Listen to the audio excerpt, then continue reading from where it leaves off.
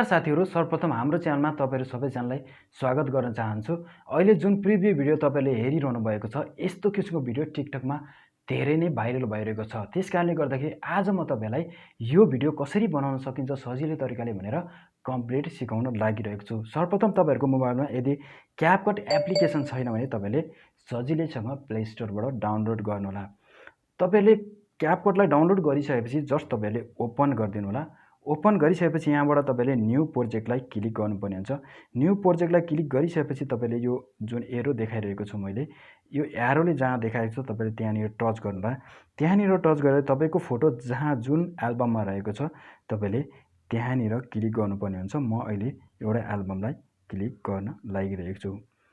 त्यसपछि तपाईले यहाँबाट चारवटा फोटोलाई लिनुपर्ने हुन्छ। त्यो चारवटा फोटोलाई हामीले 6वटा फोटोमा कन्भर्ट गर्ने छौं। त्यो कसरी गर्ने भनेर म तपाईलाई सिकाउने छु। यहाँबाट जस्ट मैले अहिले 4वटा फोटोलाई मात्रै सिलेक्ट गर्न गइरहेको छु। यसरी तपाईले पनि 4वटा फोटोलाई मैले जसरी सिलेक्ट गर्नु होला। त्यसपछि तपाईले जस्ट यो एड बटनलाई प्रेस गरेर एड गरिदिनु होला। यति गरिसकेपछि अब तपाईले यहाँ भिडियोको फर्मेटमा जानुपर्ने हुन्छ। त्यो स्लाइड बारलाई थोरै राइट स्क्रल गर्नु होला। यहाँनिर फर्मेटको अप्सन आउँछ, जस्ट क्लिक गर्नु होला। त्यसपछि तपाईले यो 9:16 लाई क्लिक गर्नु होला।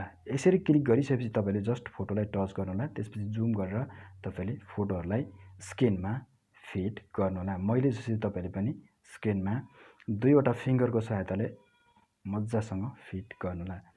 यति गरिसकेपछि अब हामीले अर्को काम के गरौँ भने जुन यो फोटो रहेको छ यसलाई कपी गरेर हामीले दुईटा बनाउनु पर्ने हुन्छ। यो फोटोलाई जस्ट तपाईले यसरी क्लिक गर्नु होला। यसरी क्लिक गरिसकेपछि तपाईले स्लाइड बारलाई थोरै राइट स्क्रल गर्नु होला। यसरी राइट स्क्रल गरिसकेपछि यहाँनिर तपाईले कपीको अप्सन आउँछ। कपीको अप्सनलाई जस्ट तपाईले टिक गरिदिनु होला। कपीको अप्सनलाई क्लिक गर्ने बित्तिकै यहाँनिर जुन भएको छ तपाईले यहाँ देख्नु भएको छ यो फोटो चाहिँ कपी भइसकेको छ। त्यसपछि तपाईले हामीले यो फोटोलाई नि कपी गर्नुपर्ने हुन्छ। यसलाई क्लिक गरेर तपाईले यहाँनिरबाट पनि कपीलाई क्लिक गर्नु होला।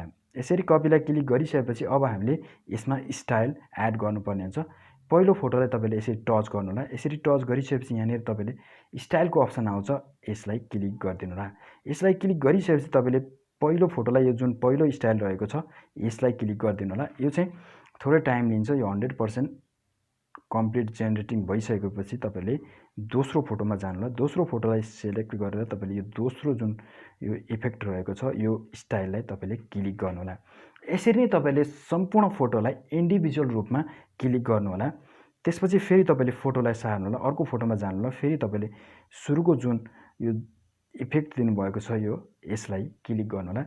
यसलाई क्लिक गरिसकेपछि फेरि अर्को फोटोमा जानु होला। फेरि यसरी तपाईले इन्डिभिजुअल रूपमा स्टाइललाई चेन्ज गर्दै एप्लाई गर्नुपर्ने हुन्छ।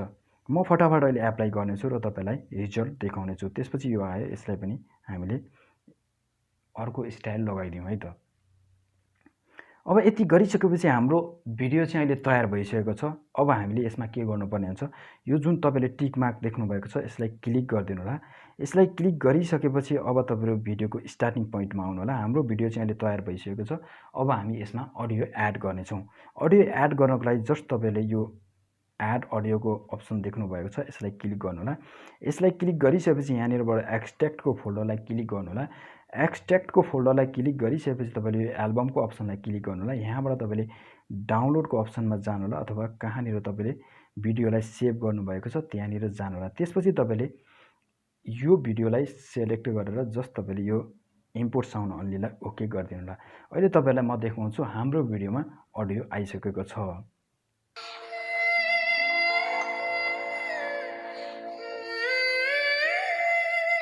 हाम्रो भिडियोमा चाहिँ अहिले अडियो आइसकेको छ। तपाईहरुको भिडियो पनि यही तरिकाले कम्प्लिट रूपमा बनिसकेको छ, तपाईले यहाँ देख्न सक्नुहुन्छ। अब त्यसपछि मैले यहाँ एउटा छुटाएको छु जस्तो लाग्यो, म यहाँ हेर्छु है।